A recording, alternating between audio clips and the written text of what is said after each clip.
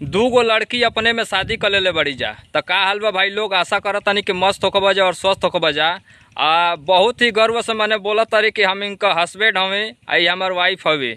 तब हम का कहीं भाई लोग वायरल होके के चक्कर में इन लोग के घर वाला लोग के समझ में भी नहीं आवत कि हमार घर का लड़का चाहे लड़की का करत न जा।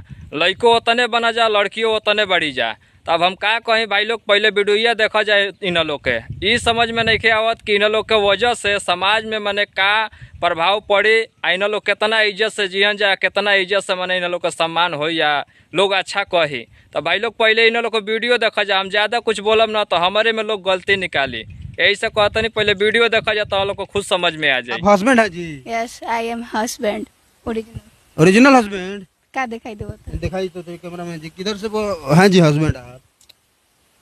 सिंदूर से, दिल से, इनके लिए, इनके परिवार के लिए, सबके लिए, इनके लिए हस्बैंड, इनके परिवार के लिए दामाद। तो हमको तो लग रहा है कि दामाद बनते हुए कहीं कन्या मत बन जाइए, वहाँ पर जाके कोनो लड़का फंसा लेगा तो दूसरे हो जाएगा। ऐसा हो नहीं सकता है। लड़की लड़की में ब्याह हो जा रहा है तो लड़का कहाँ जाएगा? हमको क्या मालूम कहाँ जाएगा, रड़ुए मरेगा सब।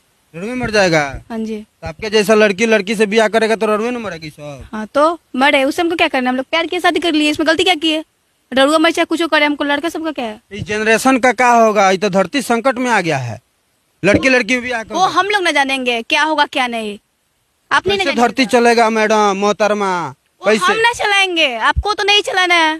तो भाई लोग देखला जा ना वीडियो, इतना खुश बाड़ी जा का अब हम कहें। इन लोग के ही समझ में नहीं आवत कि जब दोनों जानी अलग हो जियन जा केहू ना पूछे या वायरल होके के चक्कर में जौन मर्जी तौन माने बकत तरी जा, तब बढ़िया लड़का इन लोग से कबो शादी करे के तैयार ना होखी।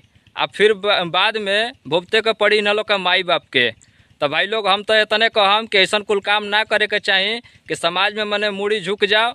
अरे जिया तो शान से जिया और कुछ अच्छा कह के जिया। अरे वायरल होके के बाटे तो कुछ अच्छो काम करो, अच्छा वीडियो बनावो, सब तो के सपोर्ट करी, लाइक करी, कमेंट करी, सपोर्ट करी तो के आगे बढ़ाई।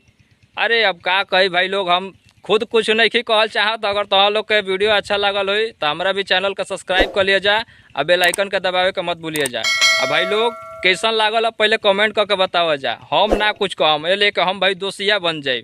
दोषिया हम नहीं बनल चाहत भाई लेकिन के नजर में।